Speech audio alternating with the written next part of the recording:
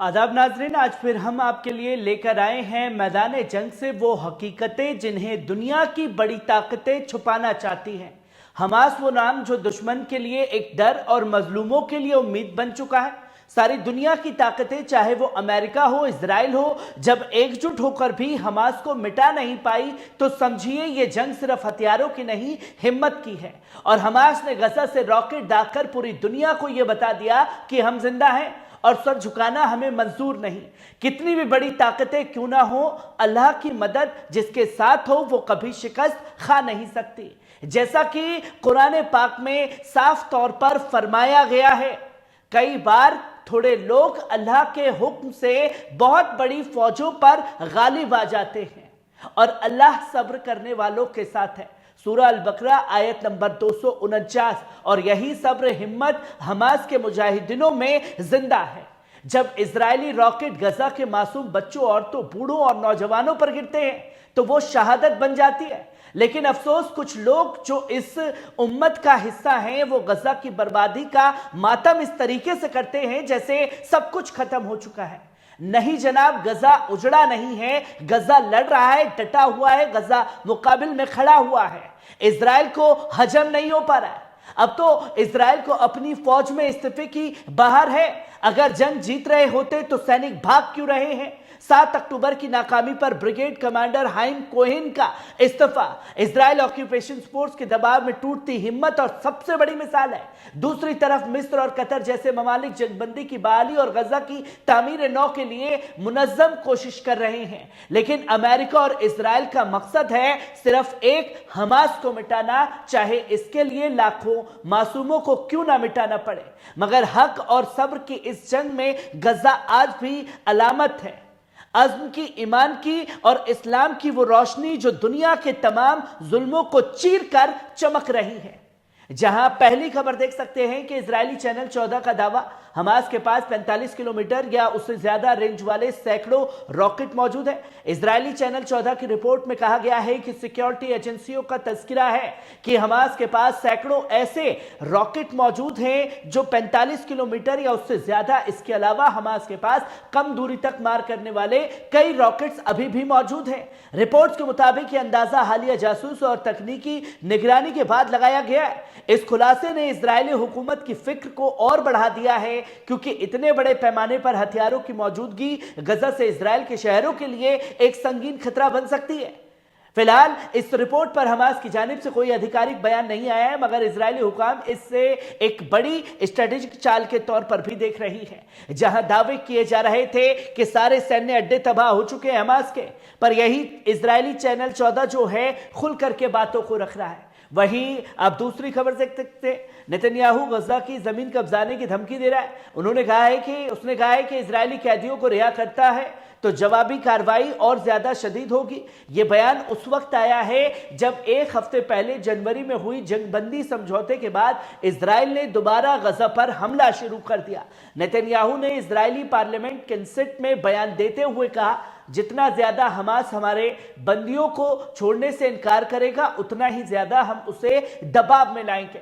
उन्होंने आगे कहा कि मैं ये बात अपने केनेसेट साथियों से भी कह रहा हूं और हमास को भी साफ कर देना चाहता हूं। इसमें जमीन पर कब्जा शामिल है और कुछ ऐसे कदम भी हैं जिनको मैं यहां जिक्र नहीं करूंगा। इजरायली विपक्ष ने नेतन्याहू के बयान के दौरान शोर मचाया और कार्रवाई को कई बार रोकना पड़ा। दूसरी तरफ हमास ने सख्त अंदाज में चेतावनी दी कि अगर इजरायली बंदियों को छुड़वाने के लिए फौजी ऑपरेशन करता है तो इसके नतीजे खतरनाक होंगे। हर बार जब इजरायली बंदियों को जबरदस्ती छुड़वाने की कोशिश की है तो वो ताबूतों में वापस लाए गए हैं। हमास ने बयान में कहा, हमास ने यह भी दावा किया कि वो इजरायली बंदियों को जान बचाने की पूरी कोशिश कर रहा है, लेकिन जायूनी बमबारी उनकी जान को खतरे में डाल रही है।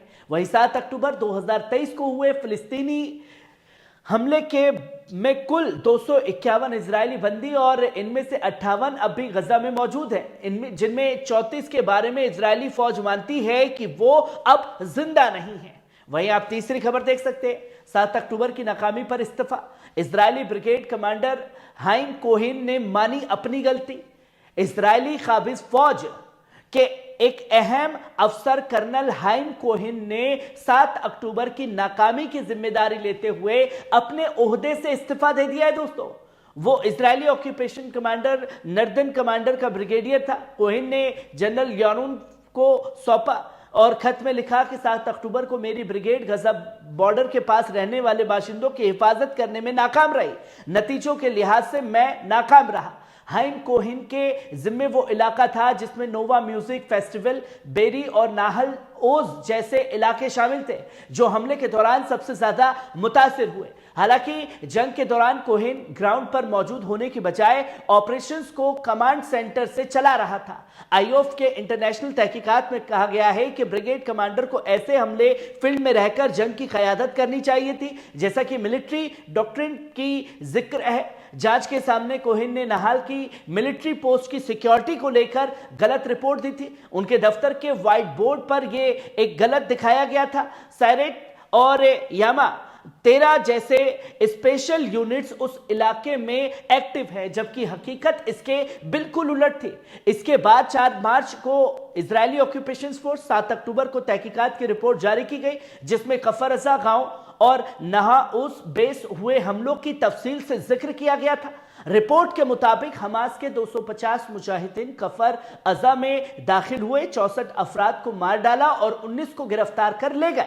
वहां लड़ाई 3 दिन तक जारी रही। आईओएफ ने माना कि वहां फौजियों की तादाद बेहद कम थी और सिक्योरिटी एजेंसियां, मिलिट्री इंटेलिजेंस और शिन बेट ने हमले से पहले कोई वार्निंग नहीं दी थी।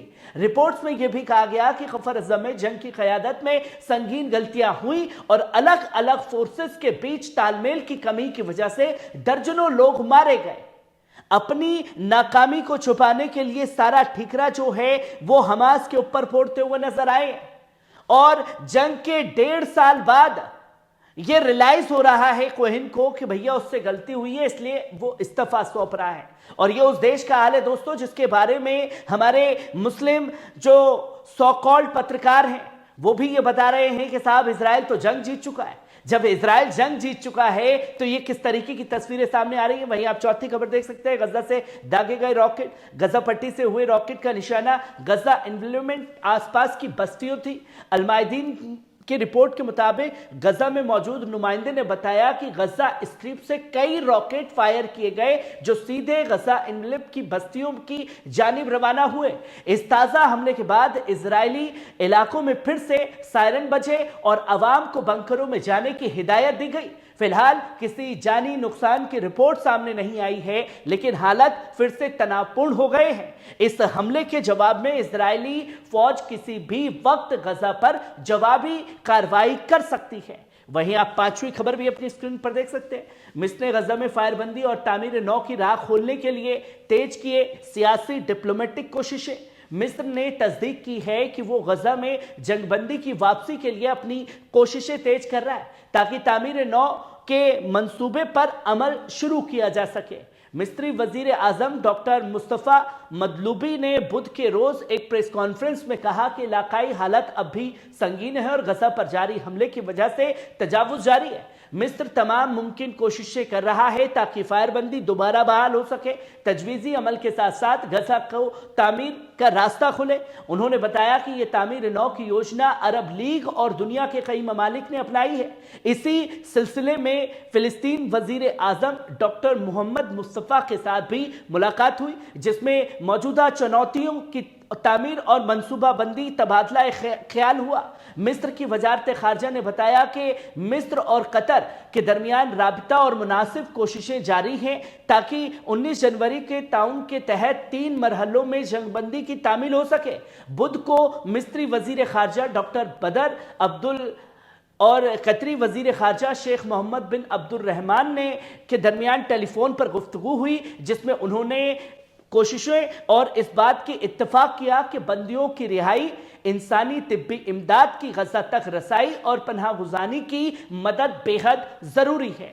तो नाजरीन, ये गजा से जुड़ी 5 बड़ी अपडेट सामने आ रही थी, जहां गजा से हमास ने इजराइल के ऊपर रॉकेट दाग करके अपने जिंदा होने के सबूत को पूरी तरीके से दुनिया के सामने रख दिया है। कैसी लगी खबर? कमेंट बॉक्स में आकर के अपनी राय जरूर दीजिएगा। शुक्रिया।